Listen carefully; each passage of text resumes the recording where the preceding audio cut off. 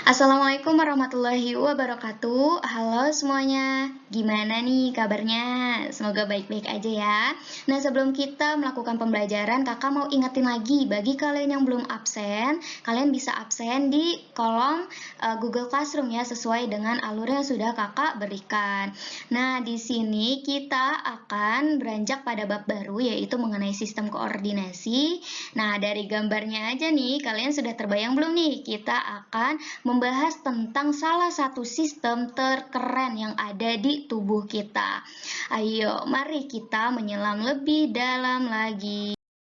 Jadi tujuan pembelajaran pada hari ini, pada materi ini lebih tepatnya, kita lihat di KD pengetahuan, kalian diharapkan dapat menganalisis hubungan antara struktur jaringan penyusun organ pada sistem koordinasi, yang mana di dalam sistem koordinasi ini ada saraf, ada hormon, dan ada alat indera. Dalam kaitannya dengan mekanisme koordinasi dan regulasi, serta gangguan fungsi yang dapat terjadi pada sistem koordinasi manusia. Dan pada 3.11 kalian diharapkan dapat mengevaluasi bahaya dari penggunaan senyawa psikotropika. Nah, dan dampaknya terhadap kesehatan diri, lingkungan, dan masyarakat. Untuk KD keterampilannya, kalian diharapkan dapat menyajikan hasil analisis pengaruh pola hidup terhadap kelainan pada struktur dan fungsi organ sistem koordinasi yang menyebabkan gangguan sistem saraf dan hormon pada manusia berdasarkan dari studi literatur. Kemudian untuk poin selanjutnya, keterampilan yang diharapkan untuk kalian penuhi adalah kalian dapat melakukan kampanye nih. Kampanye apa? Kampanye narkoba di lingkungan sekolah dan masyarakat sekitar. Nanti untuk beberapa tugasnya, kalian ke depannya kakak akan berikan suatu LKPD untuk nanti di materi-materi yang akan datang, dan juga termasuk salah satunya kalian nanti bisa membuat video. Video apa tuh kak? Video edukasi mengenai narkoba. Nah, nanti pembuatan video ini akan sesuai instruksi ke depannya. Untuk saat ini kalian belum ditugaskan untuk membuat LKPD maupun video gitu ya. Kita lanjut. Kalian pernah tidak bertanya-tanya, kok kita bisa ya kak yang namanya mendengar?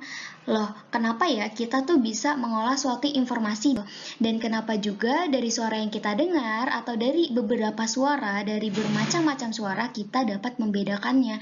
Nah, itu kenapa? Jawabannya secara umumnya adalah karena berkat dari sistem koordinasi. Sistem koordinasi itu apa sih kak? Nah, sistem koordinasi adalah sistem yang mana ia terdiri dari adanya sistem saraf, sistem indera, dan sistem hormon. Nah, dari ketiga sistem ini bekerja sama sehingga disebutlah juga sebagai sistem koordinasi. Nah, ini nanti akan kita bagi-bagi pembahasannya. Pada hari ini kita akan menyelami mengenai sistem syaraf yang kita punya. Nah, ini adalah salah satu sistem terpenting yang ada di tubuh kita juga. Begitupun dengan sistem bekerja sama. Sebelum kita menyelam lebih lanjut kepada sistem syaraf, kalian coba nih perhatiin sel syaraf yang ada di layar kaca kalian sekarang ini nih, atau neuron. Sekarang tugas kalian adalah pause dulu video ini dan kalian cari fungsi dari bagian-bagian dari neuron ini. Kalian nanti tuliskan di dalam buku kalian dan kalian pahami untuk bagian-bagiannya. Kemudian ketika kalian sudah pahami fungsi dari bagian-bagian dari sel tersebut, kalian bisa lanjut video ini, oke? Oke, di sini ada macam-macam neuron.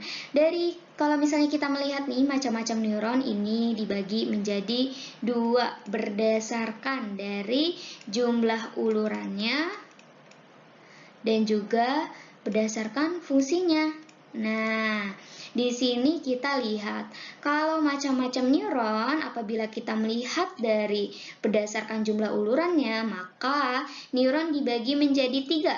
Yang pertama ada neuron multipolar. Neuron multipolar, di sini kita bisa lihat gambarnya, neuron multipolar seperti ini. Kata kuncinya adalah bagaimana cara kalian mudah untuk membedakannya. Kalian coba lihat nih di badan selnya. Nah, di sini ya yang kakak buletin nih. Nah, kalian lihat nih, di sini banyak sekali cabang-cabang atau cabang sitoplasma. Nah, di sini ada bercabang dendrit, di sini ada bercabang akson. Sehingga banyaknya cabang-cabang yang ada di badan sel ini kita bisa lihat nih dari namanya multi yang artinya banyak itu. Sehingga neuron ini dapat dikatakan neuron jenis multipolar. Nah, sekarang kita beranjak yang kedua. Nah, yang kedua, kita bisa bedah lagi nih dari katanya B. B artinya apa? B artinya 2. Berarti di sini kita lihat di badan selnya ada berapa cabang di sini? 1, ada 2 gitu ya. Ada cabang dendrit dan ada cabang akson, ini 1, ini 2 gitu, jadinya 2, sehingga neuron yang bentuknya seperti ini bisa kita sebut juga sebagai neuron bipolar.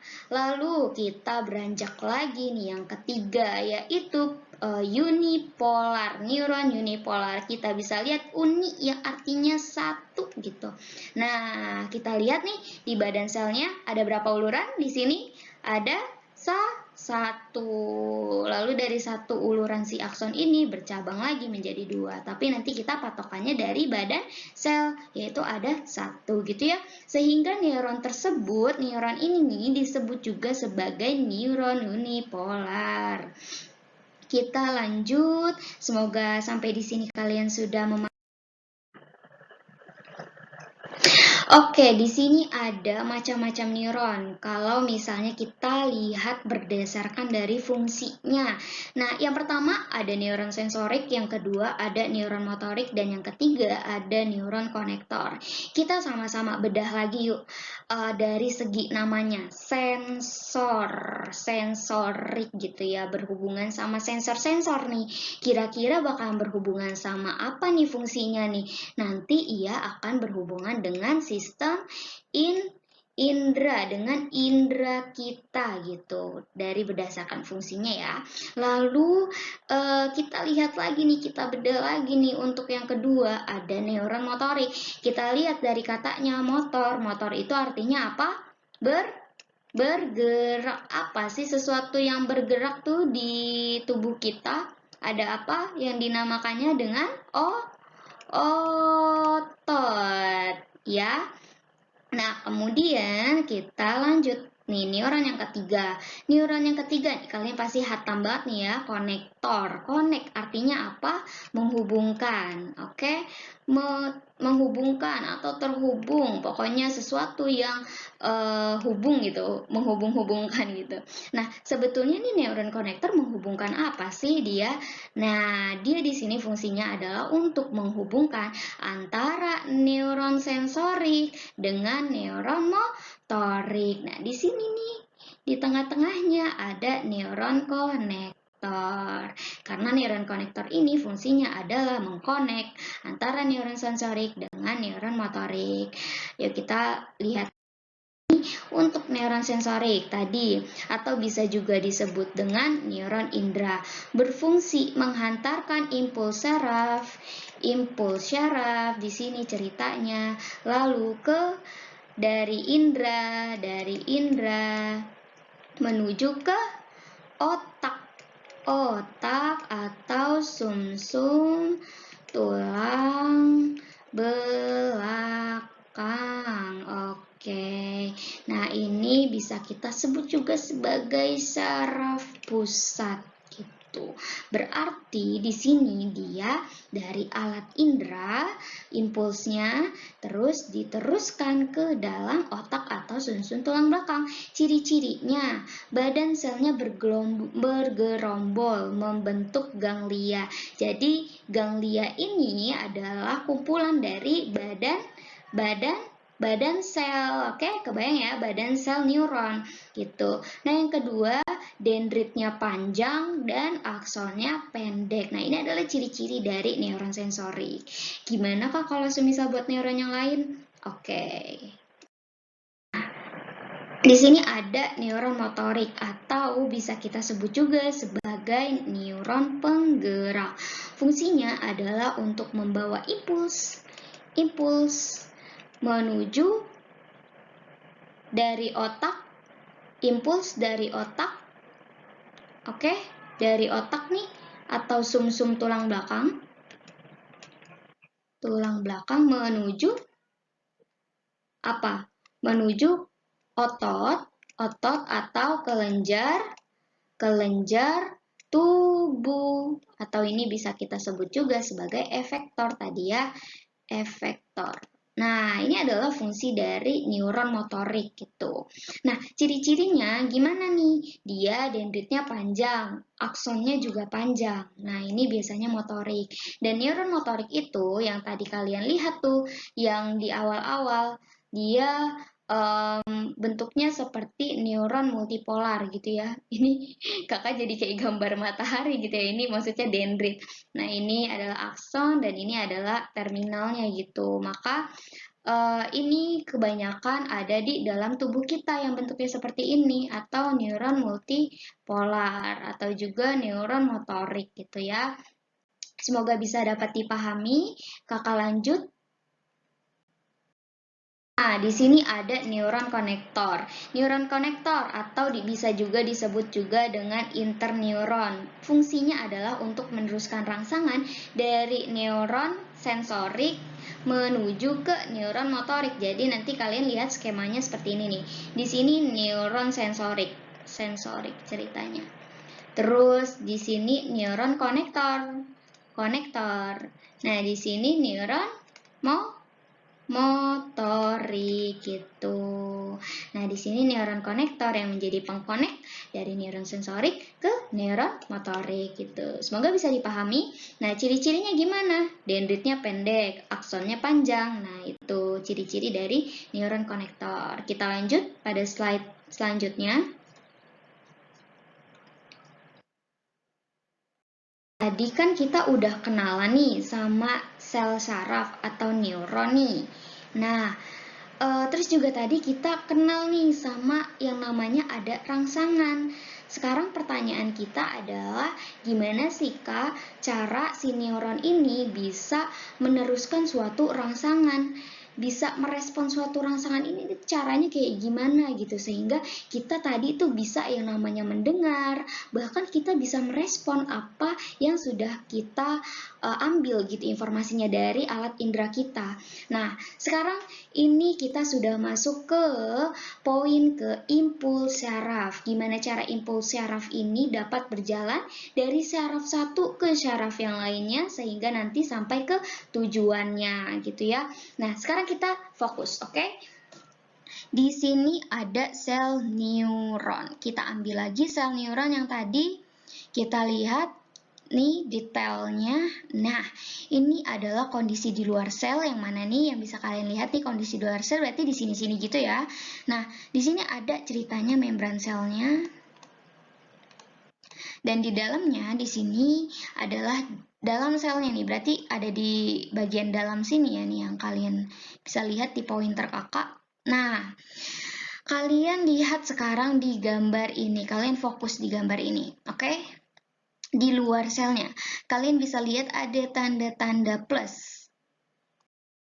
Yang mana artinya tandanya di luar sel ini, muatannya lebih condong ke positif gitu, bermuatan positif. Sedangkan di dalamnya ada tanda-tanda minus gitu. Berarti tandanya di dalam sel ini muatannya lebih ke apa? Negatif. Oke.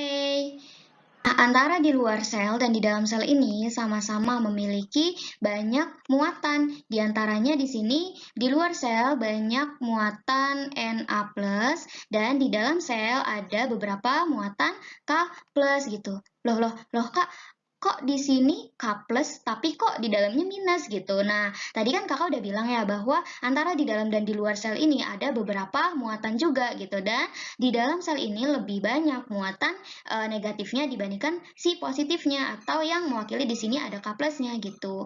Nah, ini adalah keadaan di mana sel ini nih yang keadaannya seperti ini disebut juga sebagai keadaan polarisasi atau keadaan istirahat. istirahat atau keadaan tidak mendapatkan rangsangan, yang mana rangsangan ini bisa kita sebut juga sebagai impuls gitu ya. Gitu. Jadi kondisinya adalah seperti ini nih, kalau semisal belum ada rangsangan nih suatu sel gitu. Berarti kita bisa sebut keadaan ini sebagai polarisasi. Nah, gimana Kak semisal kalau si sel tersebut, sel saraf ini mendapatkan suatu rangsangan, maka keadaannya akan disebut juga sebagai apa? Ada yang udah tahu di sini? Depolarisasi. Nah, Kakak akan jelaskan di slide selanjutnya.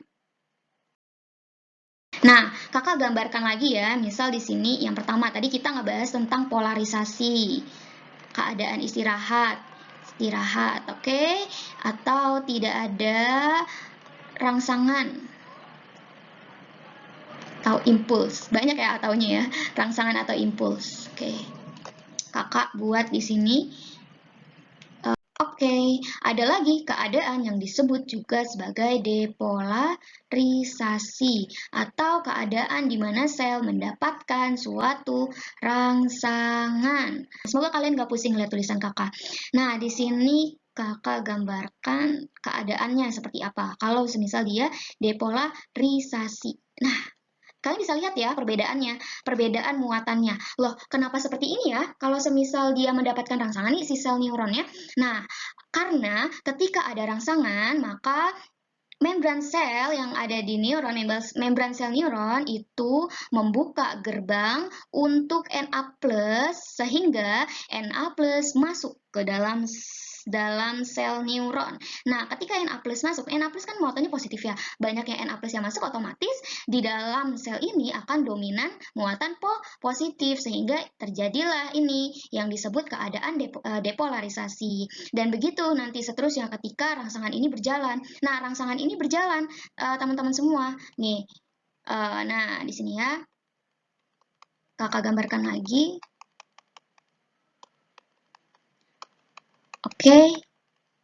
Nah, rangsangan ini berjalan begitu seterusnya ke sana sampai ke ujung gitu, si plus-plus ini nih. Nah, ketika sudah dilewati rangsangan, maka sel neuron atau sel saraf ini akan memulihkan kembali gitu. Jadi di sini akan menjadi minus lagi atau negatif lagi muatannya di dalam sel, dan di luar menjadi positif lagi gitu. Dan keadaan memulihkan dari sehabis mendapatkan rangsangan itu bisa kita sebut juga sebagai keadaan repolarisasi. Nah, begini ya, kakak harap semoga kalian bisa memahami ini. Kalau semisal kalian masih belum paham, nanti setelah kalian menyelesaikan video ini, kalian bisa iseng-iseng buat nonton ini lagi, oke? Nah, itu untuk seputar hantaran dari impuls saraf. Kemudian kita lanjut ke slide selanjutnya. Kita lihat nih di sini. Di sini ada neuron. Ini neuron yang satu. Kakak sebut ini neuron yang satu, ini neuron yang lainnya atau neuron dua. Nah, ini kan misal ada rangsangan nih. Nah, diteruskan nih kan tuh diterima dendrit, dihantarkan nih sampai ke akson, sampai ujungnya adalah akson terminal. Nah, di akson terminal ini nanti akan diteruskan lagi rangsangannya ke sel yang lainnya, dan sel lainnya ini yang menerima rangsangannya itu adalah si dendrit. Maka di sini nih antara ini semua kita perbesar. Di sini. Oke, ini adalah terminal button atau akson terminal. Oke, nah tadi kan kita lihat ya bahwa di dalam sel neuron ini tadi pas di bagian aksonnya itu banyak sekali muatan-muatan gitu, ada muatan positif, ada muatan negatif. Lalu ketika sudah mencapai di akson terminal nih, tepatnya di sini nih, nah muatan-muatan tersebut diubah menjadi neurotransmitter nih bentuknya, kurang lebih seperti ini gambarannya. Nah, neurotransmitter ini akan diselubungi oleh vesikel. Nah, vesikel ini akan membawa si neurotransmitter itu keluar. Nah, ketika keluar, maka ia akan ditransfer ke mana? Ke neuron selanjutnya ke neuron ini nih, itu ya enggak? Nah, ini adalah dendrit dari neuron yang lain, dendrit. Neuron yang lain, ini neuron satu, ini neuron dua, nah dendrit gitu ya. Nah, antara neuron yang satu dengan neuron yang kedua, di tengahnya ada yang disebut juga dengan celah sinap. Nah, di sebelum synaptic space ini atau celah sinap ini, maka akson terminal yang neuron pertama itu kita bisa sebut juga sebagai prasinaps. Nah, kalau semisal neuron yang sudah setelah dari si celah sinap ini, maka disebut juga pasca sinap. Oke, pasca dan pra. Nah, di sini kita lihat nih ada neurotransmitter yang nantinya diterima oleh neuron yang lainnya gitu. Nah, nanti neuron transmitter ini akan menempel di reseptor-reseptor yang ada pada dendrit gitu. Nanti neurotransmitter ini akan diubah lagi gitu menjadi muatan-muatan gitu yang tadi prosesnya sudah kita lihat, sudah kita pelajari, dan begitu seterusnya sampai impuls ini mencapai ke tujuannya gitu kurang lebih. Semoga bisa dipahami. Di sini it's about gerak, movement gitu ya ceritanya. Nah, gerak ini kita bisa bagi nih secara sederhana menjadi dua. Ada gerak biasa, ada gerak refleks. Ceritanya di sini ada impuls. Impuls ini diterima oleh reseptor, lalu impuls tersebut diteruskan dari neuron sensorik ke saraf pusat. Dari saraf pusat nanti diteruskan lagi ke neuron motorik, lalu dari neuron motorik diteruskan ke efektor. Efektor ini bisa berupa otot gitu, sehingga kita bisa yang namanya bergerak. Nah, otot ini kan menciptakan pergerakan ya, gitu. Jadi kita bisa bergerak nih jika ada impuls nih tadi awalnya gitu. Jadi mekanismenya seperti ini. Untuk gerak refleks di sini mekanismenya adalah misal di sini impuls. Nah, diterima oleh reseptor. Reseptor itu adalah sesuatu yang menerima si impuls ini.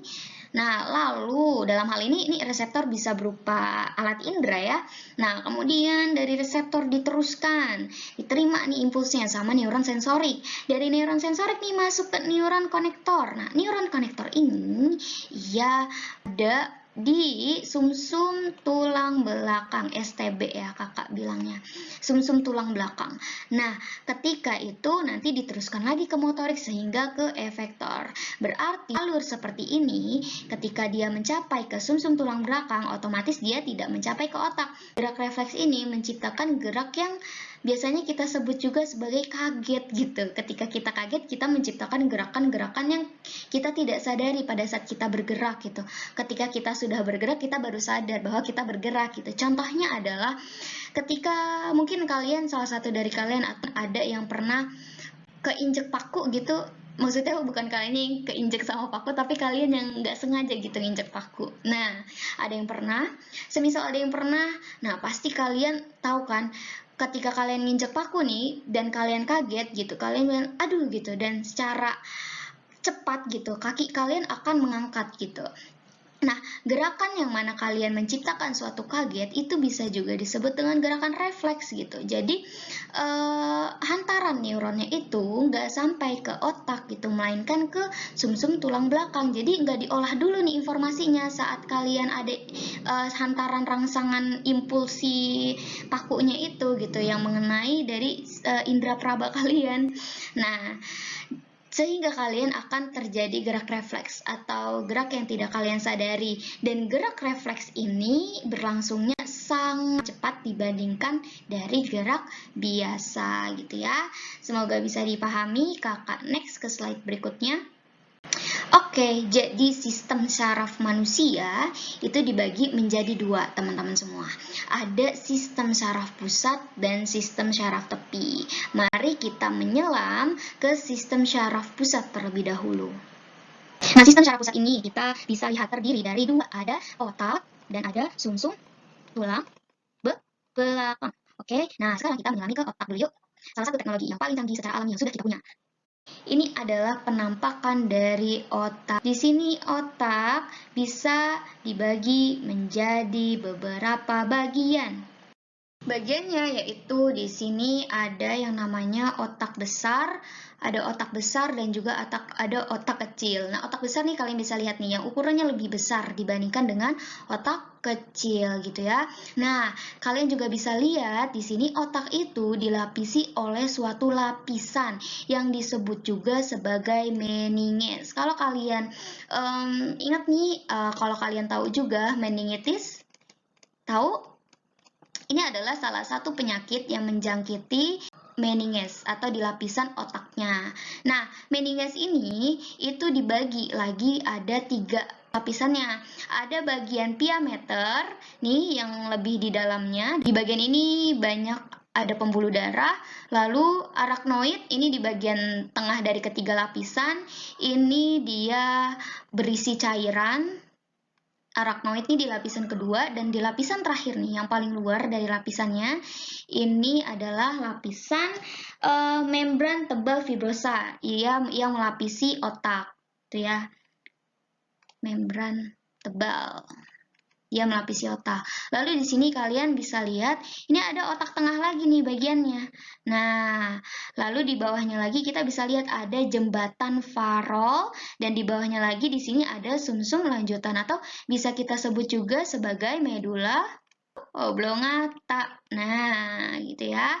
Nah, di bawahnya lagi nih, di sini udah masuk ke sumsum tulang belakang, atau disebut juga sebagai medula spinalis. Ini kalian jangan sampai ketuker ya antara sumsum lanjutan dengan sumsum tulang belakang. Oke, jadi tadi di otak besar pun di sini ada bagian-bagiannya lagi nih teman-teman. Anak IPA harus hafal nih. Nah, di sini ada di bagian terdepannya, atau bisa juga disebut dengan frontal lobe. Nah, itu lalu di belakangnya lagi ada parietal lobe. Nah, di belakangnya lagi ada occipital lobe. Nah, lalu di sini nih yang warna ungu ada yang dinamakan dengan temporal lobe, dan yang penerusannya di sini ada spinal cord. Nah, di bawahnya lagi di sini ada yang dinamakan dengan cerebellum atau otak kecil. Nah, otak kecil itu sebutannya cerebellum. Kalau semisal otak besar, kita bisa sebut sebagai cerebrum. Oke? Nah, kalau kakak ngafalinnya cerebellum, belum besar. Nah, di sini nih antara dahi dan juga ubun-ubun, di sini ada celah nih, teman-teman semua. Celah ini itu disebut juga sebagai visura Ronaldo. Rolando ya, visura Rolando. Nih celah yang ada di antara dahi dan ubun-ubun. Nah, ada juga antara dahi dan pelipis. Di sini ada celah nih. Celah tersebut bisa juga disebut dengan celah Sylvius. Oke? Kita lanjut ke slide berikutnya. Nah, ini ada bagian-bagian lagi nih fungsi dari bagian otak kalian. Di depan ini adalah ada area prefrontal, di sini ada area premotorik, di sini ini tentang kontrol motorik. Lalu di sini di birunya di sini adalah daerah yang bertanggung jawab atas sentuhan dan tekanan yang kalian rasakan gitu dari indera. Nah, kalau misalnya yang kecil ini bertanggung jawab rasa gitu, emosi ya. Di belakangnya lagi di sini daerah kewaspadaan, dan di belakangnya lagi di sini ada daerah asosiasi melihat gitu. Nah, di belakangnya ada penglihatan. Nah, ini penglihatan ada di bagian belakang ya. Makanya kenapa misal ada seseorang gitu yang terbentur di bagian belakang. Nah, kemungkinan besar yang dapat terjadi itu adalah gangguan dari penglihatan gitu. Makanya, aduh penting sekali nih kalian kalau naik motor atau kemana-mana gitu pakai helm ya. Karena otak ini menyimpan banyak sekali fungsi gitu yang bisa kita lakukan ini. Karena kalau semisal salah satu di bagian daerah ini ada yang terganggu, merepotkan juga ya gitu. Karena for your information, bahwa sel neuron itu nggak seperti sel-sel pada biasanya. Sel neuron itu dia tidak membelah gitu. Sehingga kalau semisal sel neuron ini mati, ya sudah gitu. Nggak bisa tergantikan lagi gitu. Kalau udah rusak parah ya sudah gitu, makanya lebih sulit gitu dalam penyembuhan saraf ini gitu. Jadi makanya kenapa orang-orang tuh pada suka ngeri gitu ya kalau misalnya sudah berhubungan dengan saraf-saraf. Nah, kemudian kakak lanjut lagi di sini ada daerah yang bertanggung jawab terhadap bahasa. Nih bahasa. Terus di sini ada daerah pendengaran, di sini ada daerah asosiasi. Nah, di sini ada daerah berbicara gitu ya. Kalian bisa lihat dari sini daerah-daerah yang bertanggung jawab terhadap kegiatan-kegiatan fungsional yang biasa kita lakukan. Di sini adalah sumsum tulang belakang. Tadi otak, sekarang kita lihat ke sumsum tulang belakang. Ceritanya ini adalah sumsum tulang belakang yang diambil secara melintang atau dengan sayatan melintang. Nah, kita perhatikan di sini. Ini adalah bentuk dari sumsum tulang belakang kita. Nah, di dalam sumsum tulang belakang kita juga terdapat saraf-saraf gitu. Di antaranya nih kalian di sini bisa lihat nih ada neuron sensorik yang masuk melalui sayap dorsal. Jadi di bagian sini adalah sayap dorsal, di bagian kebalikannya adalah sayap ventral. Neuron sensorik masuk ke bagian saraf sayap dorsal. Kemudian ini kita bisa lihat di sini di bagian yang bisa kalian lihat ini terdapat badan sel neuron. Lalu akson yang menjalar ke sayap dorsal dan terhubung dengan neuron motorik yang ada di saraf ventral. Nanti neuron motorik akan keluar gitu.